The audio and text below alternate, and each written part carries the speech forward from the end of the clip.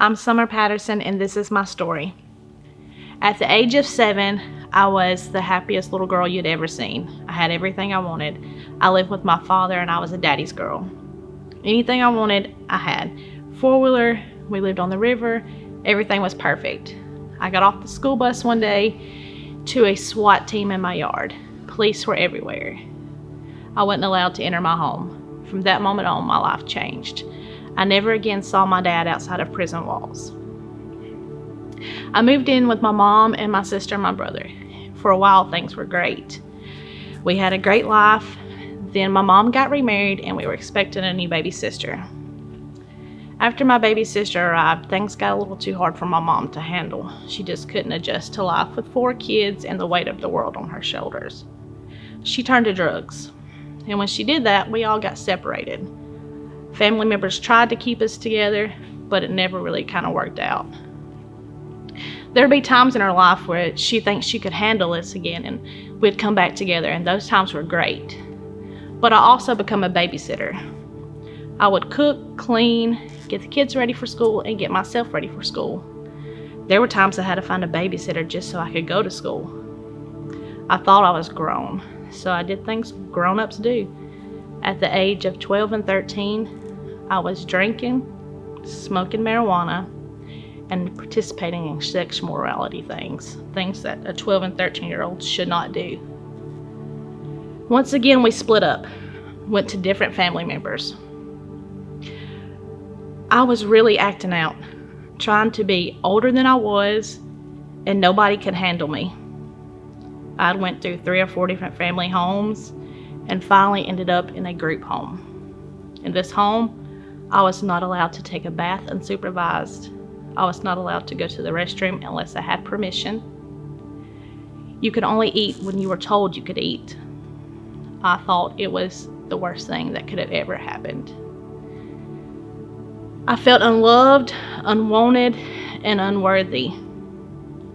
And it really got bad when I found out I was awarded the state. At 13 years old, nobody wanted me. I didn't know where my mom was. My dad was in prison.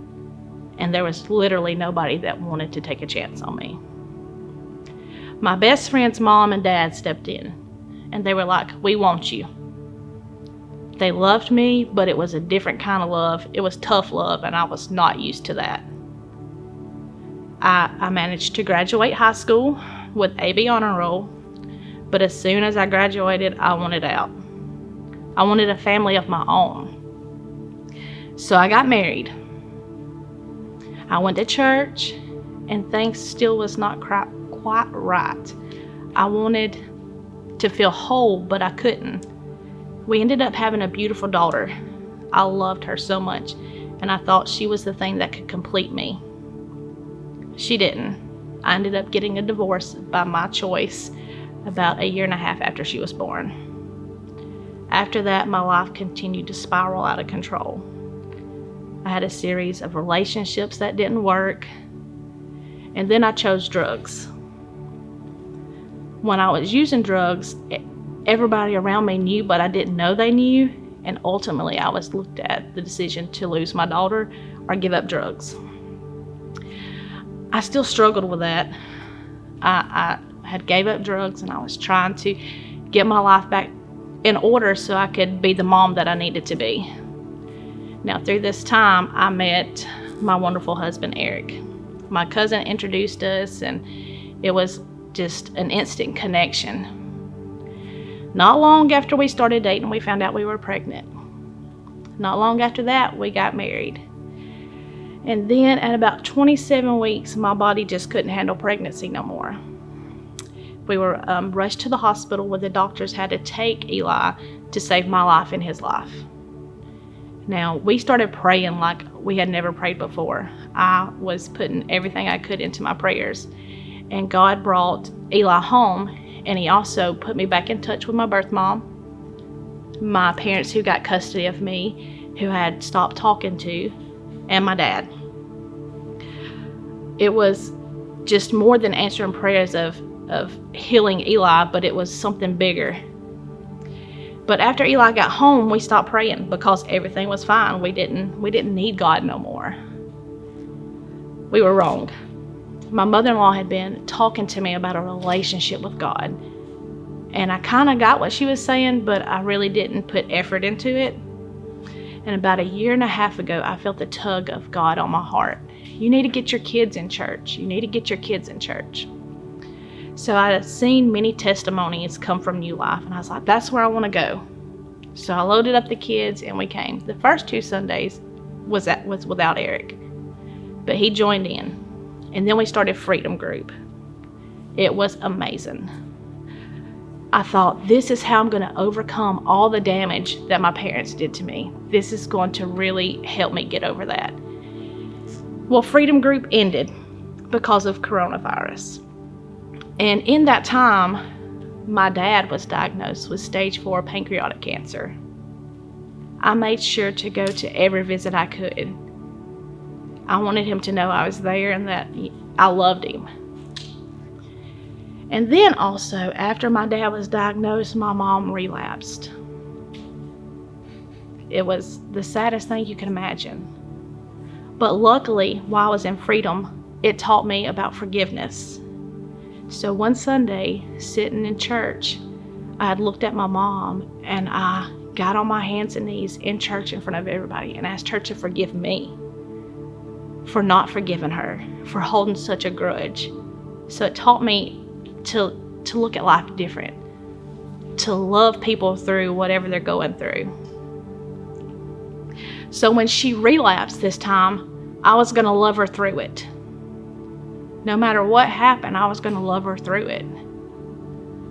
And she had come to my house one Monday night. She had been sick and in and out of the hospital, and she wanted to bring us some food and toys, and she just wasn't right. Something was off. So after she visited, I went outside and talked to her, and I was like, what's going on? She's like, I'm tired. Well, I held her hand and I prayed for her like I'd never prayed before. I was like, we're going to get through this. I'm going to love you through it. The next night, she died of a massive heart attack.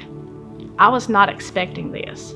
I was anticipating the death of my father, but not the death of my mother. It was like a burden like no other. During the process of trying to get her arrangements made, I got a call that my dad's health was declining. That threw me for a tailspin. I started praying and praying and praying.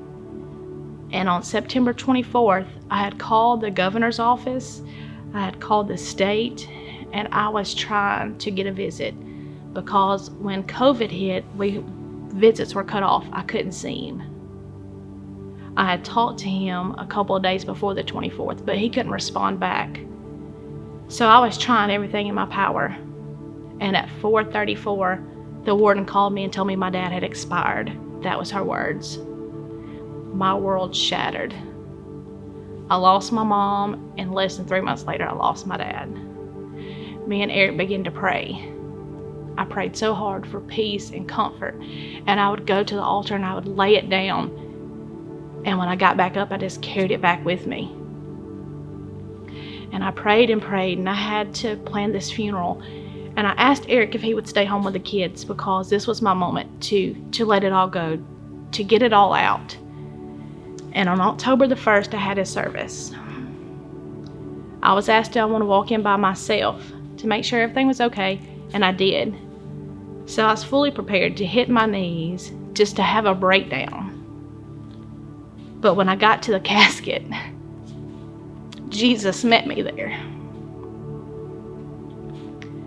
There was this my dad laying there, but it wasn't him. It looked like him, but it didn't. And in that instant, God said, touch him. So I did. He was like, he's a shell.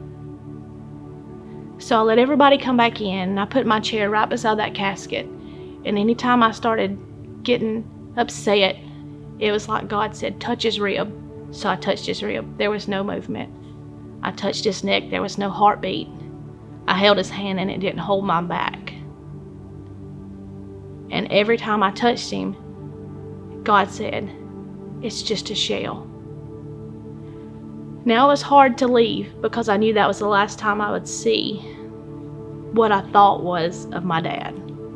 But we left, and the rest of the night I spent with my brother and my sister and my aunts, and we had burned documents of what we thought classified my dad as what he was, which wasn't true. We burned all of it and just let it go. And when I walked through the back door of my home at 7:45, my daughter looked at me and she said, "Mama, you're happy." I said, "Yeah, baby, I am." She said, "I'm so glad." And my husband said, "I haven't seen you smile like this in weeks."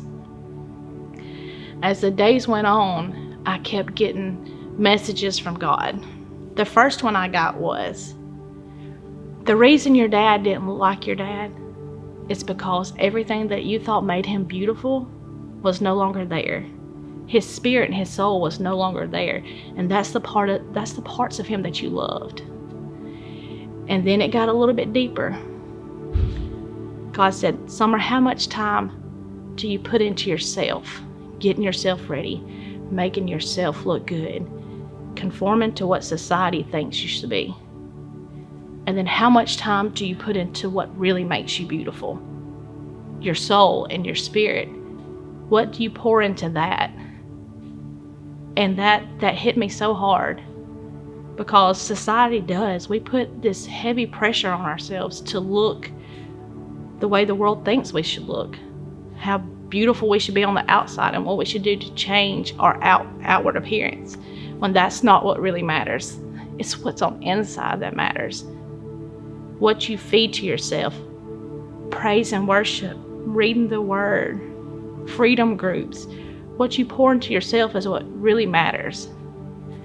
So I always thought my testimony was going to be how I overcame all the damage my parents did, when in reality, my testimony is how their death made something beautiful inside of me.